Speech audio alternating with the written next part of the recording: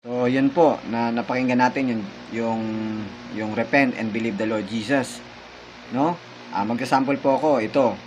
Ito po yung kasalanan, ito po tayo mga tao, nakaharap sa kasalanan. Ngayon, sabi ni God, repent, magbagong isip, magbagong puso, magsisi, tumalikod sa kasalanan, no? Talikuran yung maling landas, maling direksyon. Aminin sa Diyos na ikaw'y makasalanan at nagkasala sa Panginoon Jesus. Ibig sabihin, you repent, turn away to sin. Hindi ka na nakarap po. Yan. Tignan nyo po, hindi napantay, oh. Dati, ganyan nakarap. Yung repent po, magsisi, tumalikod sa kasalanan, hindi ka na nakarap. Dito sa kasalanan, sa maling direksyon, no? Ngayon, pabalik ka na sa Diyos. Faith, trust in the Lord Jesus to save you. Bilang Savior mo, wala na iba, Panginoon mo.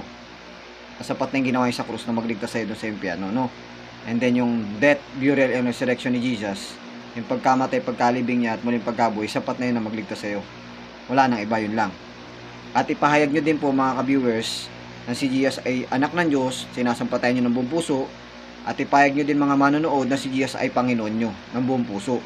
At ipahayag nyo din mga manonood na ipanampatayan nyo din po mga manonood ng buong puso si Jesus na binuhay ng Diyos sa mga patay. At sabi ng Bible po, maliligtas kayo niyan. No? Ipahayag nyo. Bilang Savior nyo si Jesus, wala na pong iba. Only Him lang.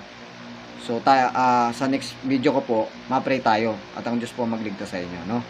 So, magpa-pray tayo.